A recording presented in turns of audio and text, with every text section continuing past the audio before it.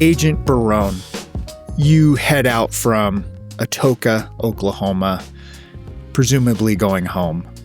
What do you do? Yeah, definitely. I think Barone takes the long way home, head over to West Virginia there. She's trying to find something off the beaten path.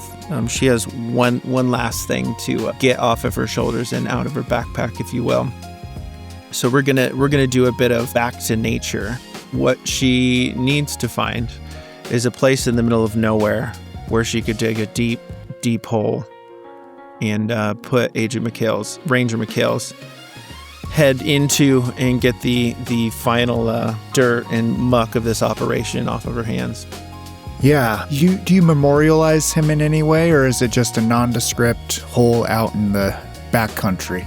I don't think she ever wants this thing found, and she doesn't want anybody else to go dig in or looking or find it. So I think she may have a mental memorial and you know, kind of word of silence and a silent apology for things gone wrong type thing. But I don't think she's not, you know, making a cairn or anything to signify, hey, look here, find Barone's dirty mess where things went wrong.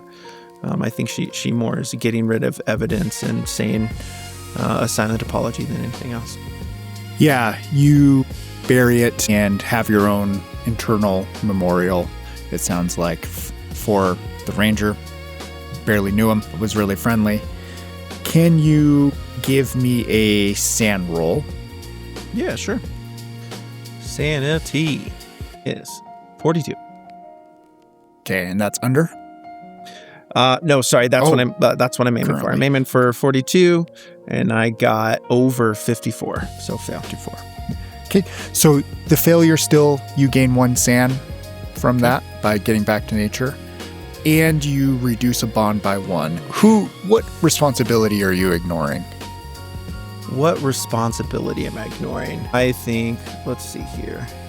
Just because I haven't taken a hit to it yet now. Let's go ahead and let's do Bradley. So let's say, you know, I probably am scheduled to see him once a month or whatever, and I've been missed that appointment entirely and hasn't even crossed my mind to, you know, give him a call and reschedule or anything like that. So let's go ahead and do that. Yeah. So Bradley's your therapist, so you've missed a few sessions. Therapist, yep. And yeah. Okay, good to know. So you finish your trek out to home, I'm assuming? Yeah, to home. Yep. Once I'm relieved of that, there's no more evidence. I'm taking the slow road, still enjoying a bit of, you know, peace and quiet. And by that I mean loud metal screams in my ears to drown out my thoughts on my drive home with all the windows down, so there's a cacophonous cabin. But yeah, I think I'll just head home. Yeah, and since you passed your breaking point as well, oh yeah, what mental condition do you think starts to creep its way in? Now, my thought was, go ahead, yeah. Okay. No, I was just gonna say, do we have a list of Delta Green approved mental conditions, or is it find something that makes sense? It's find something that makes sense, and I'll add a mechanic, but there is a list of them. And cool for me, being betrayed as much as you were, like paranoia sounds like a decent one. And so what paranoia would do is essentially make it so if you lost more than 2 SAN at one time, you would start getting paranoid of the people, the other agents, specifically the other agents. And it would be hard to get over that paranoia until you rested or made another SAN check to get over the paranoia. Does that make sense? Yeah, it does. It's strictly character flavor. So yeah. Okay. Yeah, I don't hate that. I think I'd want to avoid inbuilt character tension that, like, every time something happens, like, all right, well, it's Ryan against Jordan now, or it's Ryan against, you know, whoever. But at the same time, I think that does make sense because of, you know, the stuff that happened with Ryan. And then, you know, the one person who she just blatantly followed the rules and orders of, then all of a sudden is betrayed her and doesn't know. Like, I think that makes sense that she's, you know, unsettled by this. And it could also be paranoia toward the organization too. Like 100%. whoever's hiring you, you're just like, they sent us out here to die, and that kind of like thought gets stuck in your head, right? Yeah. Yeah. You also think of I don't hate Del that. as having been pretty paranoid, and then the one time he kind of like let his guard down, he died, right? So it's like lesson learned secondhand. Yeah, for sure. Cool. I like that. I'm into that. Let's do exactly that. Great. Describe your house to me if you can, if you want to. Describe my house. My house is mainly garage. The things that keep me happy are my hands and my tools and my projects. Her things that keep her happy are her projects and her hands and her tools and the things that around that she can, build on and make it better and track progress of life. Because after a certain point, like, how do you measure if you're getting better if you're not getting stuff done? So her house is small and tidy-ish, but it is attached to the garage, and you could easily see that that's where she spends the most time. She has, in old Indian motorcycle, that's a project bike that is maybe 15% done, but there's pieces that were hanged and painted and waiting to dry, and another bigger project of her father's car that's just covered in the corner and maybe has the headlights taken out and small bits taken care of, and all sorts of little projects of things that she could fix up and measure against around her space. You have an answering machine, I presume? Yeah, definitely. You have a decent amount of messages on there. The first one is from Jaden. Clicks on, whirls. Hey there, Morgan. It's been a while since I've heard from you. I'm a little worried about you. Like to stay in touch still, so just calling you, let you know that haven't seen you in a bit. Clicks off. Next one is Bradley. Hey, I know you've had a lot going on lately, but we had an appointment today, and just curious if you were going to come by, and we can reschedule. And then it stops. And then the next one is whirls up. Hey, this is Bradley again. Sorry you couldn't make it. I just have to call just to make sure that everything's safe and okay with you. I would appreciate a call back, and I hope I see you next week.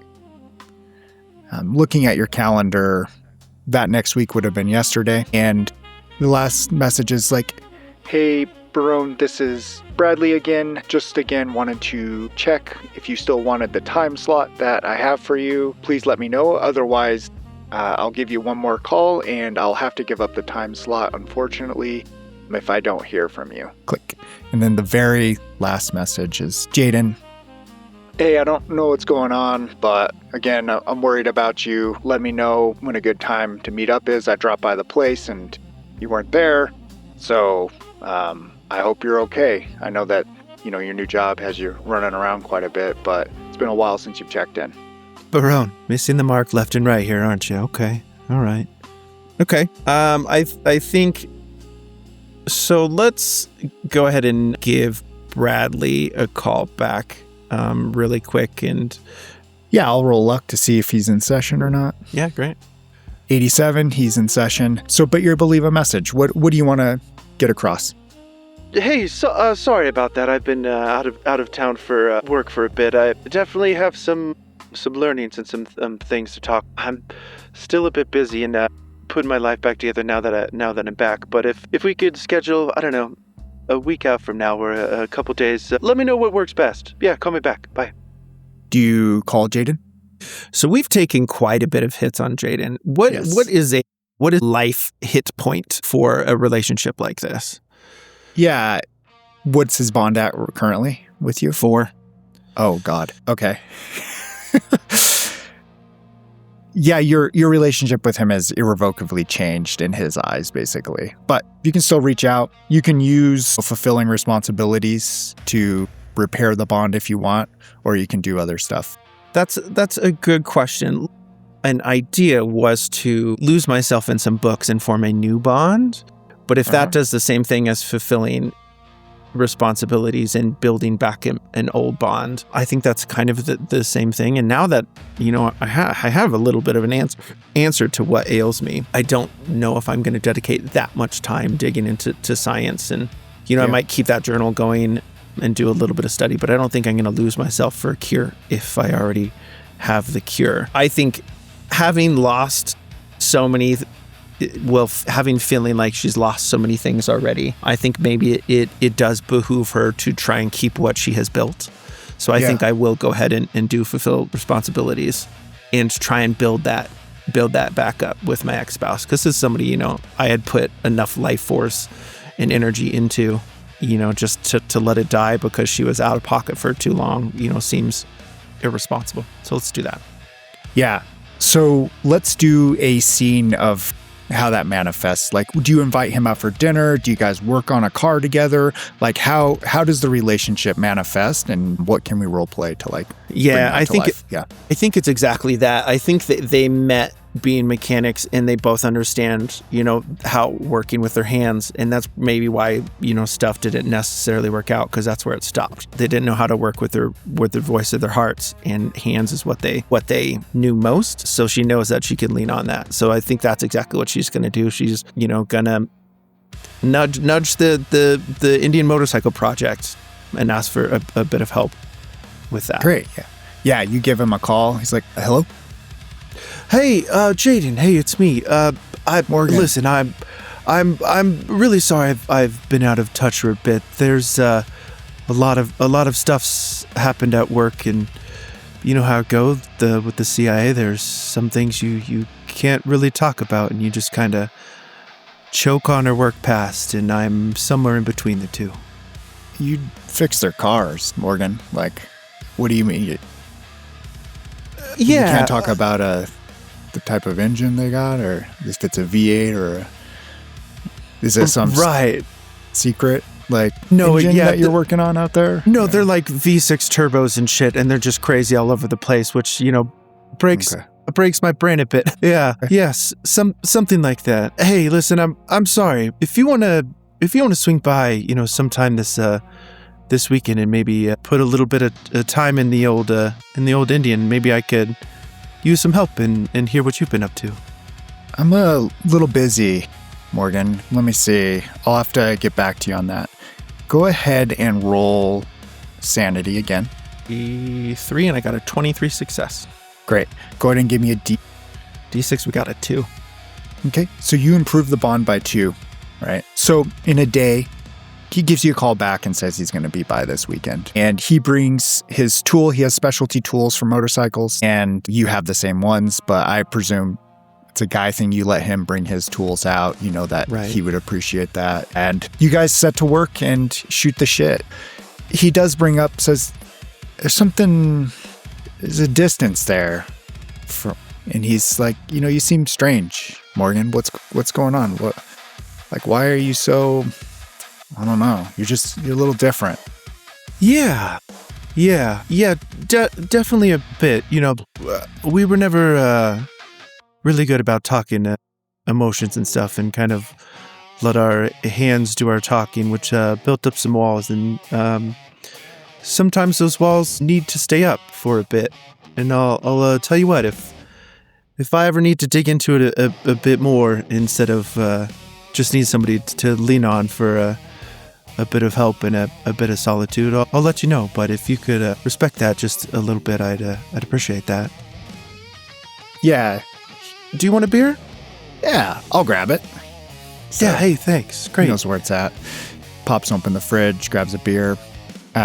He uses a ring on his right hand, not his left hand, to pop open the beer caps, and sets one down, and sits cross-legged under the engine next to you and gets to work. Great. So there's a bit I've actually learned about this when I was looking at, you know, and then we kind of fall into it and get lost in working with our hands and not focusing on the thing in front of us instead of, you know, the stuff that's fallen and affected around. Yeah. One step forward, right? You don't want to sit there and stay in the depression, right? You want to keep going in a direction. And this is the direction you're going. After a while, he's laughing. Give him a few 30 minutes under the engine, some grease on his hands. He's just like he was before, right? But you can tell in the quiet moments, there's a curiosity behind his eyes as he looks at you, and he's respecting your space, but you can tell his wheels are turning. There's something different about you. And he also ribs you about not wearing a tank top, because you're always in a tank top when you're fixing engines, and now you have like a full-on sleeved shirt and everything. Oh, yeah. Yeah. Yeah, good. Yeah, she would definitely cover up, especially like she doesn't really want any questions of anything else. But absolutely, she would be more in a coverall than not, which is her tact before. Yeah. And so with the amount of time that spans in this home scene, you can do one more thing. Do you know what you want to do? I think if you give me a couple minutes, I could probably figure something out. Yeah, that's great. Yeah, I would think like you could do special training if you wanted to improve a skill or learn a new skill. You could improve one of your base stats too, if you like. You can also go to therapy. You know, you've already gained a decent amount of SAN for somebody in this, but you can also, if you go to therapy, you have the chance of getting rid of your disorder that you just got. So there's, things like that. I want to leave the disorder. Let's at least play parts of the game. And since I worked so hard to get it, yeah, there you go. Let's definitely do that. So right now I do have a check mark on Bradley with 1 and Jackie. I still have a check mark on Jackie, but I don't have a number next to it. Yeah. So your number would be it would start at 9. Oh, it starts at 9. Yeah, it's your charisma is what your bond starts at. Okay, got it. So then Jaden is 9 minus 2 now with that repair. So it's at 7. Yep. And then Bradley's at 8 and then there. So skills, actually. Let's do a skill. Let's do a fun skill. Let's do what's coming up? What do we have coming up that I might need a bit of help on? Alertness is pretty good. Navigate. So the interesting thing is you have to fail the skill check in order to gain more of the skill, right? So you have to be kind of bad at it in order to get better at it, more likely. So like maybe picking something that you're middle to bad at could be better. You know what I mean? Yeah. So like my low things are like these. And then I have some 60, 70, and 80. And then a lot of fucking nothing. There's nothing at all. So on average, you're going to add 11 to it, right? It's 3d6 worth. And so thinking about something that you'd be happy to have 10 more skill at, and that if something has a 30, that means you got about a 2/3 chance of actually benefiting from it. Whereas, cool. Great. We'd love a 70 to be an 80, but it's just probably not going to. Yeah. It's probably not going to. You know what we have used a decided amount of that she is really bad at, and that maybe she's learning to get better at. And so human, right? Reading people. So like we could tie this back a little bit to, learning from Ryan and not reading him right, and then not reading Butterfield right, and then learning from Dell, and then now setting these barriers with Jaden to be like, hey, I'm here putting in time to like help our relationship back to where it was just a little bit, but like, don't push boundaries. She's learning to communicate and, taking mark of the things that she didn't quite get right. And she's learning a little bit about people. And I think that would make sense to be something that we could, learn off of and grow as a person too, which means add some skill back to. Yeah. Yeah. You're doing this, you're living this with Jaden. You're trying to patch it up, and he's sussing you out, and you're starting to recognize that he's sussing you out, right? So you're being in tune to like these signals. And you even grab a book, right? Like you pick up a book, just a psychology 101 type book, pop psychology, and you read through it, and maybe you get a second book, and you start getting more interested on nonverbal tells for people, right?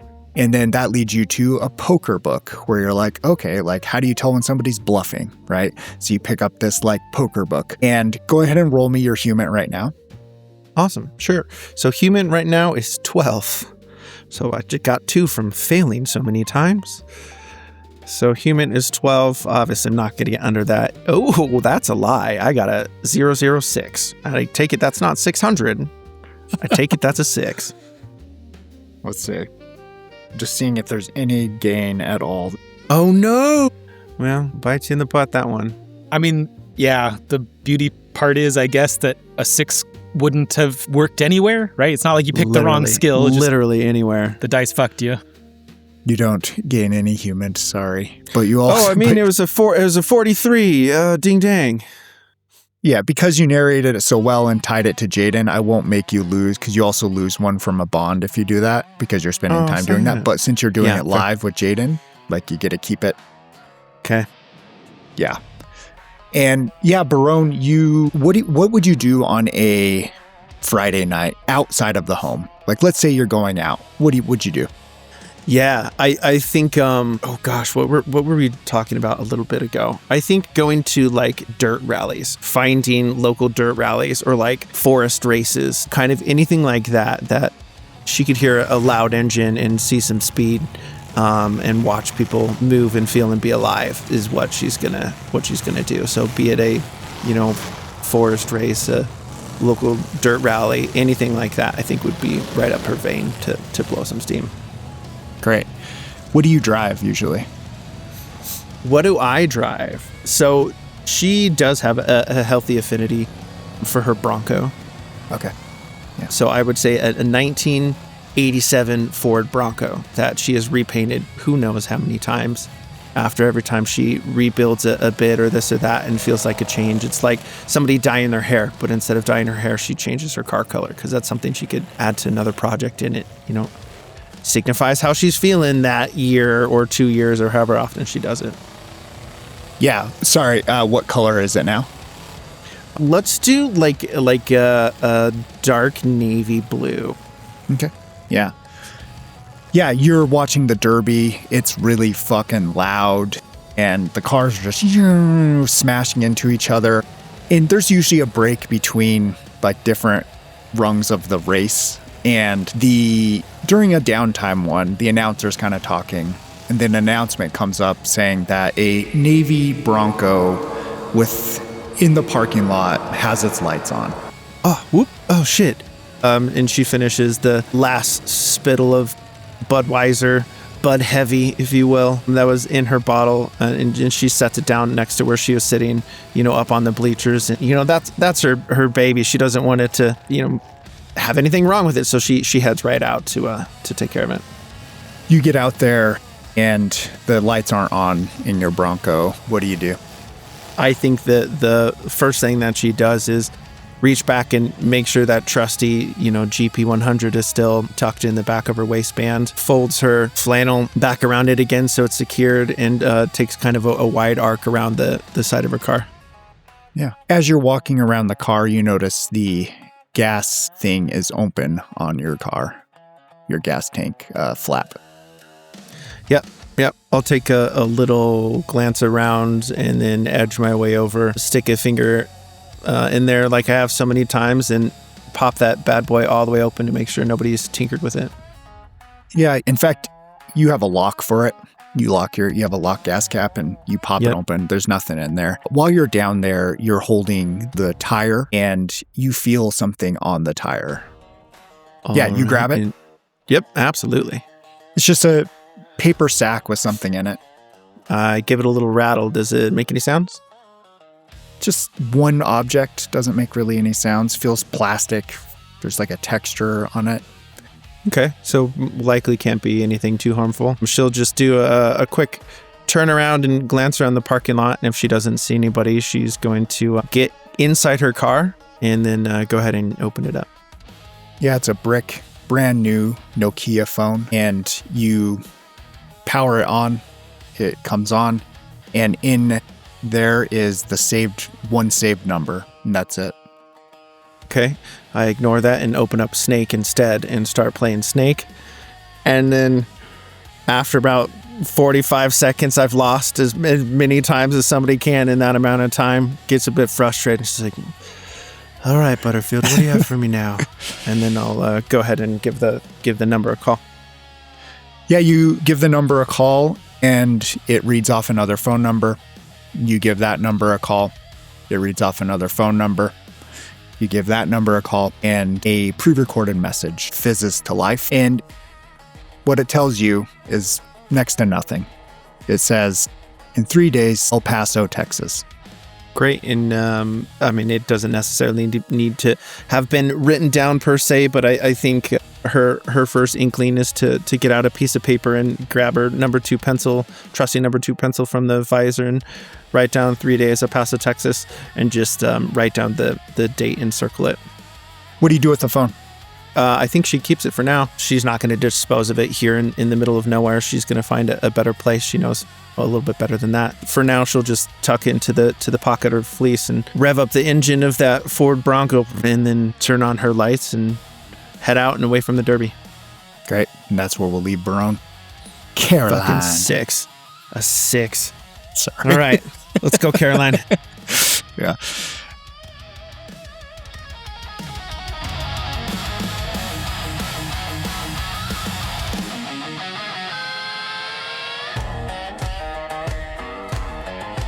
Caroline, you go home. Do you live alone? Do you live with somebody? You got some family?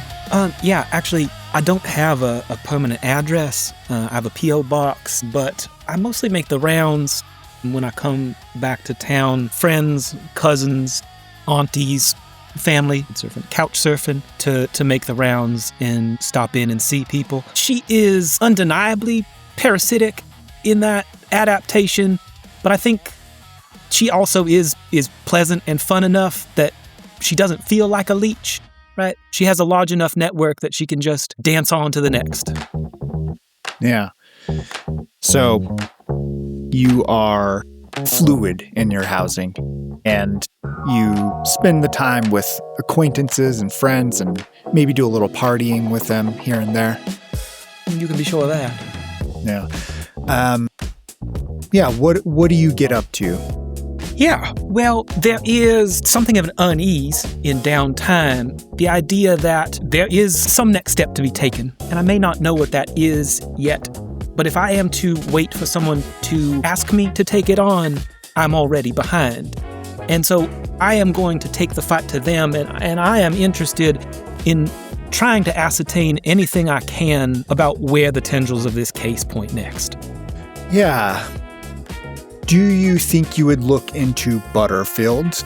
Or do you think you would look into some of these things that you read about, like March Tech, Armitage, Karas?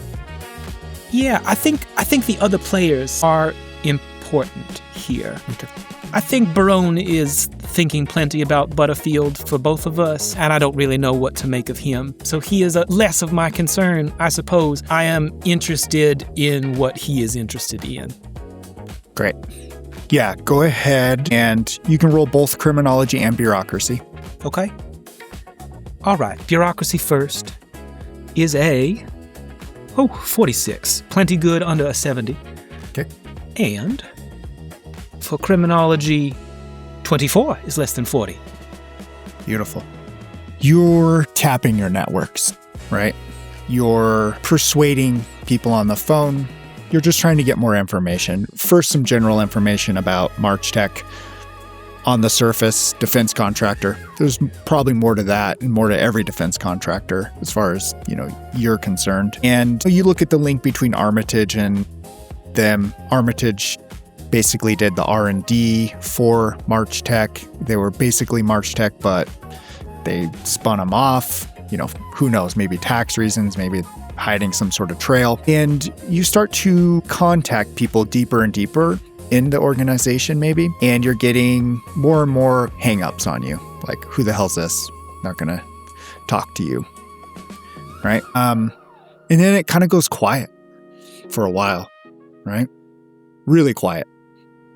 You call numbers and you're using payphones. You're trying to mask this in multiple ways, and you should be getting some answers, but you're getting nothing. Where are you staying right now? With Mama Lynn at her trailer. Yeah, Mama Lynn. Is Mama Lynn home? Yeah, I reckon she is. She rarely gets off the sofa. Okay. Yeah. You sitting with her? Set a little scene for me. Yeah, we are in the living room, which is most rooms in her house. She has a pack of cigarettes on her tray table. That there is a set of 3 of them, 3 more folded up in the corner.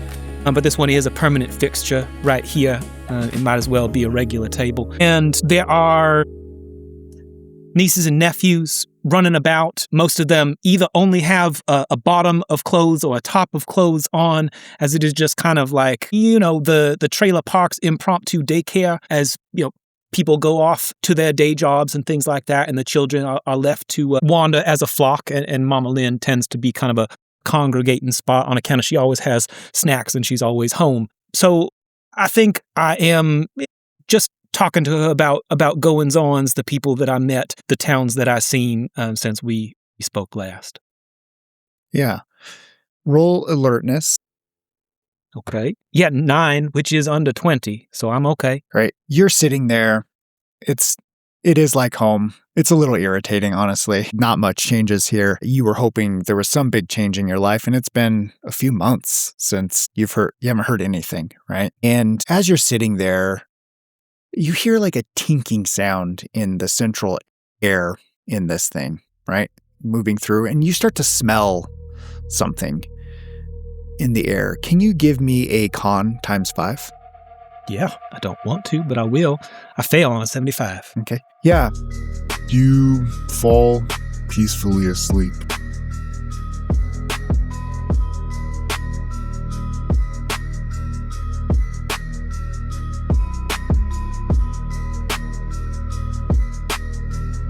Who knows how much time passes, but you wake up and there is Mama Lynn still asleep on the couch.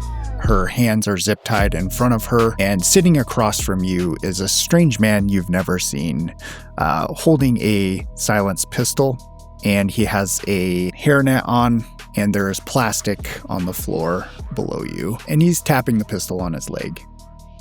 Yeah, as I groggily come to, I'll just say, door's always open, you could have come in. Speaks through a voice changer. Why are you looking into Armitage? Why are you looking into me, looking into Armitage? He points his pistol at Mama Lynn and shoots her in the leg. She wakes up screaming, and then you see the second man next to her shove a rag into her mouth as she's biting down on it and screaming through pain. What do you want with us? I have stumbled upon the loose end of Julian Karras, and he has opened both a portal to another dimension and a portal to my curiosity that I cannot close.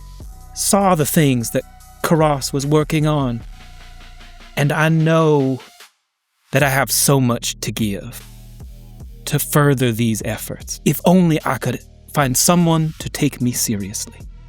Roll persuade. 22, critical success. Ponders it for a second and says, Who else have you talked to?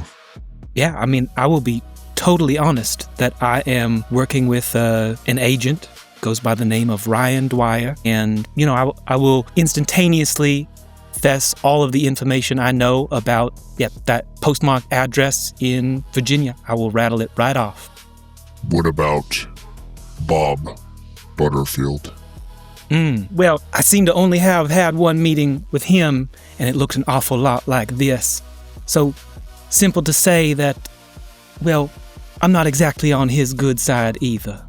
He pulls out from a pocket on his cargo pants just a burner phone, another Nokia brick, tosses it to you. You report to us. Yes, I And do. then he rattles off 3 other addresses that you've been staying at. All right. I will open up the contacts. I will check to see that there is indeed a number listed. And I'll just ask, how often would you like to know that I am still around? How often should I check in? Whenever you have something to tell us. Understood. Do you have any questions for him or anything else? Yeah, I guess there will be kind of like almost like a shedding of the weight that was here, right? They were gesturing with pistols, but now that was all just posturing on account of that's not what we're here to do anymore. And so there's kind of well, all right, on with it. What on earth is it that Bob is after here anyway? And how might I steer him in a way that is conducive? He looks to his friend, and his friend, still holding your mother's face down on the couch as she struggles through the pain, just gives him a nod. He says, Keep him away from March Tech. Keep him away from MJ-12. Okay. Just so long as you understand that an exit route isn't always a straight line. That is to say that sometimes one must be allowed the freedom to wander closer with the understanding that distance will be coming afterwards. Do you understand what I mean? I can't be seen to usher him away overtly. You have to allow me the freedom to accommodate natural sway. Of course, you deign to think that I don't know how to do my job. No, I am just trying to understand the boundaries of our agreement. There are no boundaries. I will be here whenever I want to be here. Be behind you every step of the way. As far as you're concerned, it's boundaryless. But you want something, and I want something too. I want my life, and you want, well, Butterfield to stay out of whatever it is he's getting his nose into. All I'm saying is, we don't have to keep pretending. You can tell me what you want, sir. There's $500,000 for you if you bring me his head. Now, these are the details worth hearing. All right. Yeah, I mean, I think the other line of questioning that I have for them is to understand where Butterfield is going to be inclined to go next. What his next angle is so that I can start looking prepared ahead of the curve. He's a loose cannon. He's just creating chaos for us. Everything he does and anything he does, assume it's to prevent us from doing what we want to do. All right, he must be very good at his job then. He motions over to the other agent. Unfortunately, the other agent smothers your mother to death. I'm not wanting anybody to see this besides you. Can you roll me sanity? Yep, yeah, that's a 35, but it's also a whole ass bond. Yeah. So, I don't know. I don't know what that does. And yeah, you can take that bond off, and your next bond will, unless you do establishing a new bond, will be probably with Barone out in the field. No, I think that makes good sense. Cleave onto the new family in a weird way. All right, I lost 6. That puts me at 57, which is 1 over my breaking point. So we got that queued right up for next time. Yeah, and in this moment, you lost 6 at one time, so you will fight, flight, or freeze. Caroline, what would you do first, second, and third? I mean, I guess flight is number 1 because there's nothing else to do here, right? I feel like that was them saying, like, you should have hung up the phone a little while ago. And then freeze, I guess, because this place that has had innumerable memories for me has just been recolored as something entirely different. And fight is maybe an instinctual reaction, but, you know, the surest way to die. So probably not. Sorry, I was writing those down. You're So right. when you roll this d6, 4, 5, and 6 will be flight. 3 and 2 will be freeze. And then 1 will be fight. Yep. All right, here it comes. 5. 5? Okay. Yeah, they're on their way out, and you charge to the back of the trailer, watching them smother her. They pay you no mind, and you're trying to claw your way out the window. Later, you come back to, and you're laying in the woods.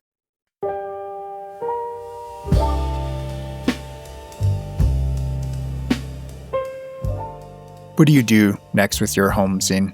Boy, howdy.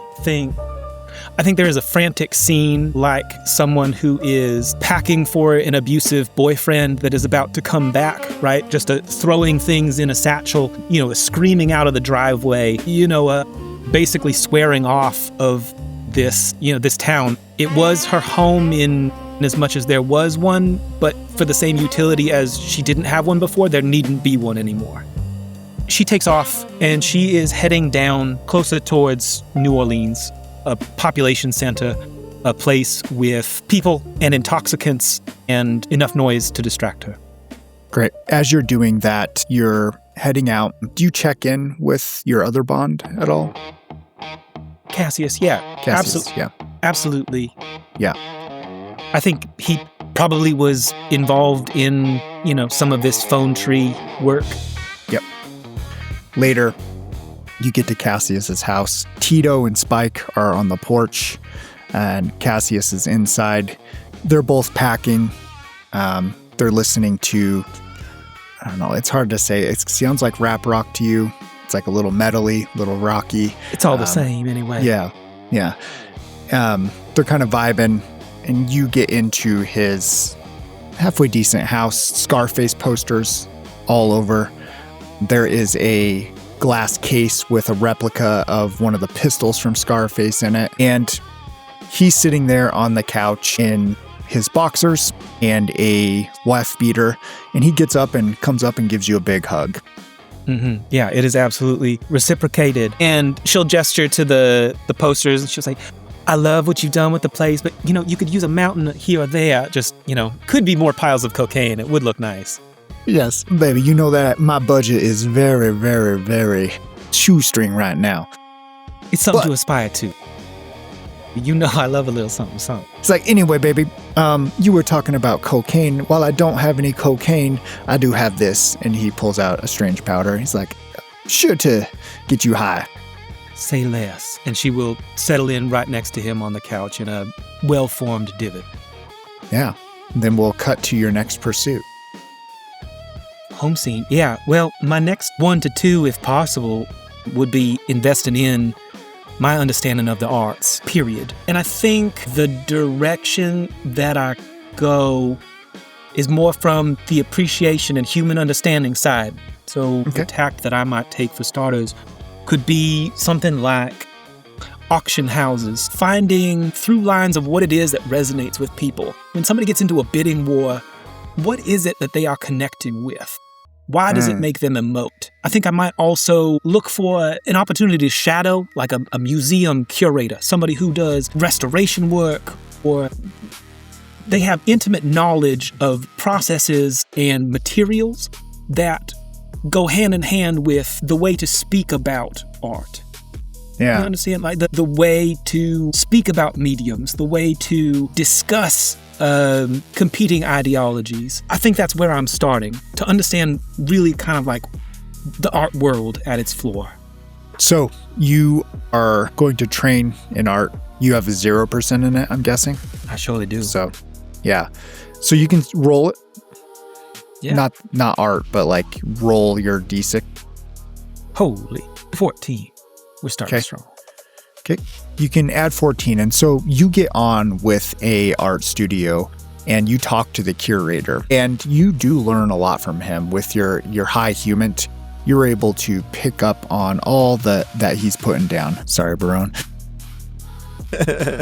Yeah. So you start to get an idea of the profile of person that buys art. Pretentious, rich, signaling to their friends, usually, or law firm, doctor's office, these like corporate structures that want to feel more warm and human through art. Then it gets to the interesting stuff. You start hearing tell of the underground art stuff, like the weird shit. Like, this painting was painted by somebody who was executed right after it was done. Or this painting is rumored to have some traces of blood in it, right? And that's where the real money is. And that sticks with you. Like, the real money's in the dark side of art. And you're starting to pay attention to film, too. You start learning about film stock. You understand that, during this period, they use this film stock. During this period, they use this. And there's this new thing starting to come out, digital, but no one likes how it looks because it doesn't look like film. And, you learn that reels run at 20, most things are 24 frames a second, right? And you start to kind of get a picture of arts through film as well. Yeah. So as I am picking up these tidbits, I'm also starting to parcel them into a persona that I might wear on my own face sometime later. The idea of someone who has been thrust into this world and it has become a part of it, but may not have done so organically. Think perhaps like a newly married wife of a wealthy person who is involved in keeping their own collection curated, right? And so perhaps the naivete is even kind of like part of the charm, right?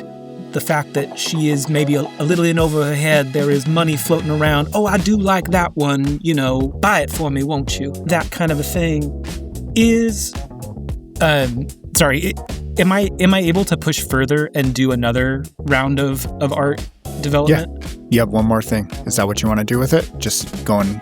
Yeah. Okay. I do. And with this idea that the thing that you see is what we have all considered art before, but then as I'm getting into it, realizing that the more tantalizing things, the more magical elements, you have to be involved in the making of, right?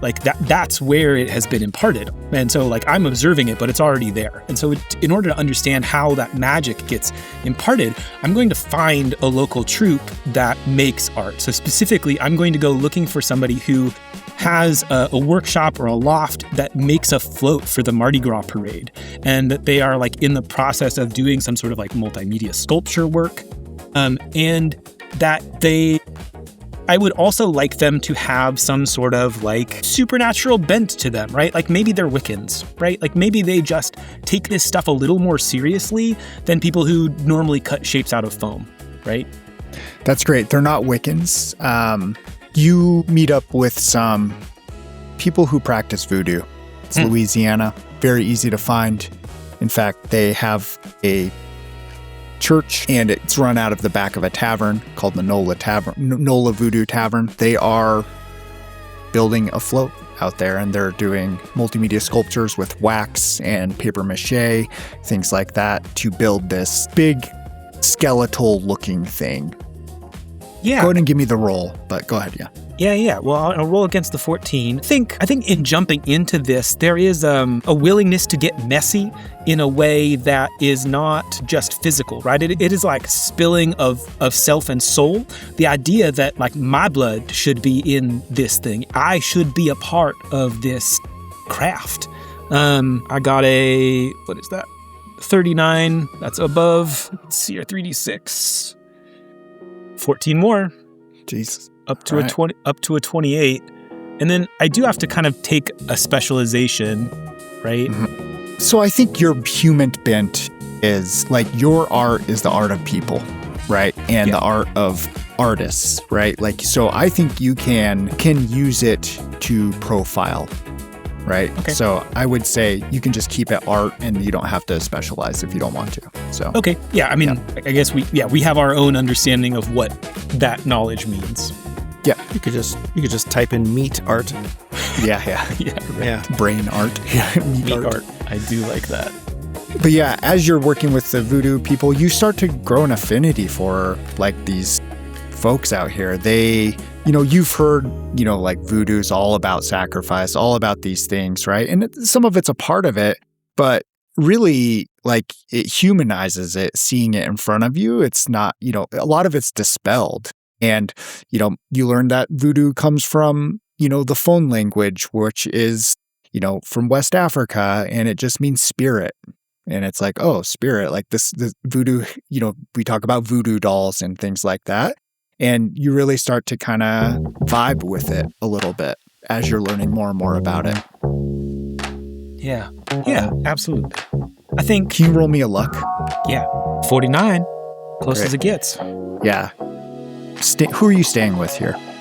I mean, I think it would generally have been Cassius most often. I think he has the most protection, seeing as the idea of disappearing off the grid didn't seem to be relevant, given the surveillance web I'm under. Yeah. Great. Yeah. You're staying with Cassius. You presumably hanging out. Great. Yeah, there is a knock on the door. I'll assume it's not for me. Somebody in the trap house will go and answer. Yeah, Tito answers, and Tito opens it. And just as the knock had happened, he was a little slow, right? But there's no one there. There's just a paper bag sitting there. You lost us that customer? He grabs it and opens up and pulls out a cell phone. It's not on. He doesn't look like he knows how to turn it on. He's just kind of messing with it. He tosses it over to Cassius. Cassius smiles and turns it on and with a beep and starts going through it. He's like, "You know anything about this, baby?" I mean, I don't know anything about it. Does it have a number in there? Yeah, he calls it and holds it up to his phone. And then he yells, "Get me a pin, get me a pin." And then, Tito goes fumbling. Yeah, Tito tries to get him a pin in time. He has to hang up, recall it again to get the number again, but he writes it down, calls the next one, writes it down. And you see a string of 4 numbers. And then the last one saying El Paso, Texas, 3 days.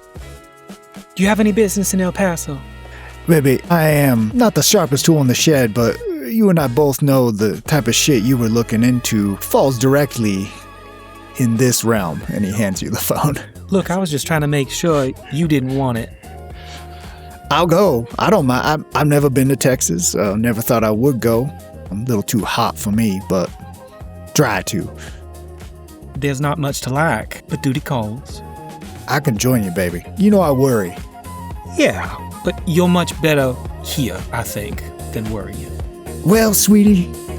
Well, we got 3 days to live it up. And then, presumably, the party starts. And live we shall. And that's where we'll leave Caroline.